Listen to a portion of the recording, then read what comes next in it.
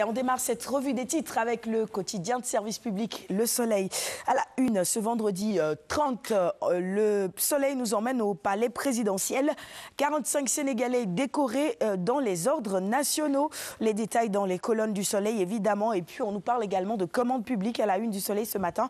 45,5% des marchés accordés aux artisans locaux en 2016. D'ailleurs, nous en parlions sur le plateau cette semaine. L'aménagement urbain, le Premier ministre magnifie le renouveau de la place de la nation. Le Doing Business, le Sénégal vise le top 100 d'ici 2019. Le FESNAC se poursuit à Kolda. Diourbel veut conserver le Grand Prix d'Outasek. Et puis Lamine Fall, administrateur de l'IPRES, parle également dans les colonnes du Soleil ce matin. Il dit qu'il veut réformer le système pour aller vers une pension minimale. Soleil Grand Air de ce matin nous emmène dans la région de Fatick. Bassoul, l'île historique fermée au tourisme. Passons à la une du quotidien Enquête maintenant avec le refus de Yahya Jammeh de céder le pouvoir. Actualité politique donc. Dakar accentue la pression, nous informent nos confrères d'Enquête. Sud Quotidien, sur cette même actualité, en Gambie, crise en Gambie, Mankeur Ndiaye durcit le ton. À compter du 18 janvier, Jammeh ne sera plus président. La une du quotidien, le quotidien maintenant, Yavuz Selim, Gambie, Israël, Mankeur sans diplomatie. C'est donc un entretien autant pour moi exclusif, une entrevue accordée par le ministre des Affaires étrangères à nos confrères du quotidien. Les détails dans les colonnes de ce même journal ce matin. L'Observateur à la une, toujours cette photo du ministre des Affaires étrangères. Dakar replique à la suspension des relations de travail par Tel Aviv.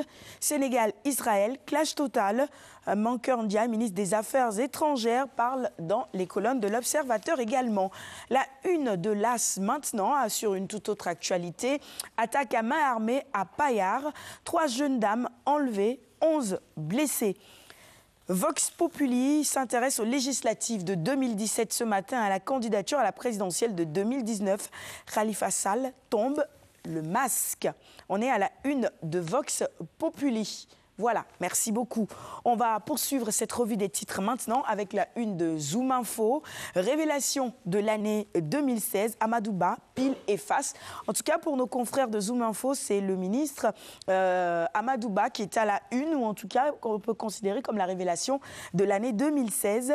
Les médailles et les revers, chronique d'une reconversion politique controversée selon nos confrères de Zoom Info. On poursuit avec les quotidiens spécialisés en sport maintenant. Stade Cannes 2017, liste des 23 Lions ce vendredi, avec ou sans Sané, Mbengue et Saivé. C'est vrai que ça, c'est un rendez-vous qu'on attend, hein, la Cannes.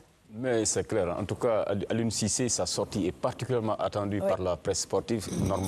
C'est normal, mais surtout par le peuple sénégalais, parce qu'on sait qu'il y a beaucoup d'espoir autour de cette équipe en direction de cette Cannes-là qui s'annonce. Tout à fait. Pour une fois, les Sénégalais, en tout cas, pensent enfin pouvoir peut-être accueillir ici le trophée continental. Bon. Pourquoi pas? Parce que quand même, on a le groupe pour, on a des joueurs talentueux. Oui. D'ailleurs, il y a 2 Sénégalais qui ont intégré l'équipe africaine de l'année, Sadio Mané et Khalidou Koulibaly du FC Naples.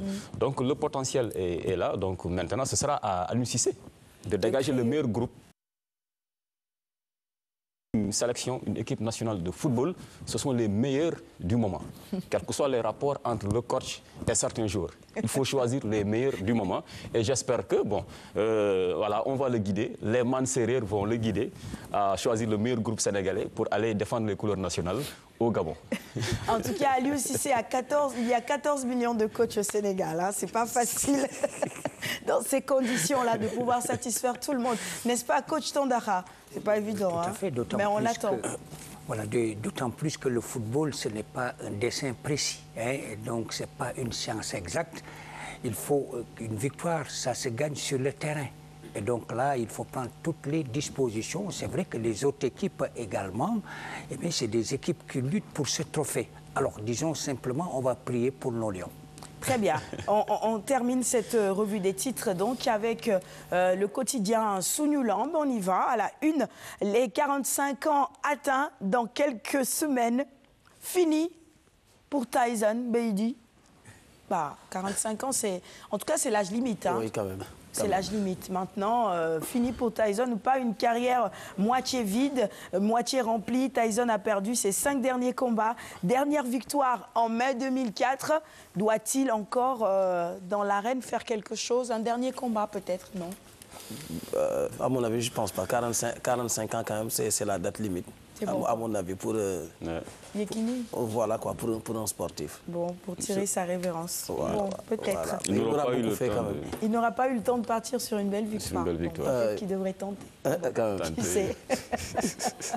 Allez, merci à tous nos confrères qui nous ont accompagnés tout au long de cette année. Voilà pour la une des quotidiens que nous avons reçus ce matin. Merci parce que c'est grâce à vous que nous arrivons à faire cette revue des titres. Merci également à tous ces livreurs-là qui se lèvent aux aurores pour nous apporter tous ces journaux. Nous a rejoint sur le plateau Monsieur Abdoulaziz Diop, c'est le directeur du cadre de vie et des espaces verts à